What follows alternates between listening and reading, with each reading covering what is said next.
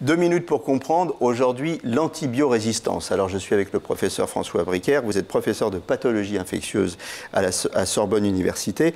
L'antibiorésistance, qu'est-ce que c'est? Si je comprends bien, c'est la résistance aux antibiotiques. Hein. Absolument. C'est la résistance, c'est la capacité pour les bactéries qui essentiellement nous infectent de devenir résistantes, de ne plus accepter le traitement anti-infectieux. C'est-à-dire qu'elles ont été habituées aux antibiotiques et elles ont muté, en quelque sorte, et elles résistent au traitement. Alors, il faut savoir qu'il y a des bactéries qui sont par nature résistantes à certains antibiotiques et puis d'autres qui vont acquérir cette capacité, soit en modifiant leurs chromosomes, soit en acceptant même d'autres bactéries de ce qu'on appelle des plasmides, des bouts de chromosomes qui donnent l'information nécessaire pour qu'elle résiste à un antibiotique ou à des antibiotiques. Et ça, c'est dû à quoi? C'est parce qu'on a trop utilisé les antibiotiques?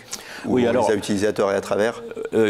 D'abord, il faut savoir qu'en utilisant des antibiotiques, c'est déjà un risque, d'une façon globale, de voir émerger quelques souches résistantes. Mais si en plus on utilise de façon abusive, de façon inappropriée les antibiotiques, alors là on donne toutes les chances aux bactéries pour acquérir ces résistances.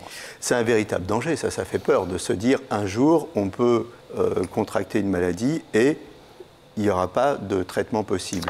Oui, alors fort heureusement pour le moment on n'est pas à des résistances absolues, mais on a des bactéries qui sont multirésistantes, extrêmement difficiles à traiter, et de fait il y a déjà dans le monde entier, parce que c'est un phénomène mondial, un certain nombre de patients qui décèdent du fait de ces bactéries dites multirésistantes. En quelques secondes, qu'est-ce qu'on fait pour lutter contre l'antibiorésistance? Alors encore une fois, c'est l'hygiène, on ne saurait trop le répéter, et c'est surtout la bonne prescription des antibiotiques. Ça s'adresse au corps de santé comme aux patients. Voilà, les antibiotiques, on ne les utilise pas à tort et à travers.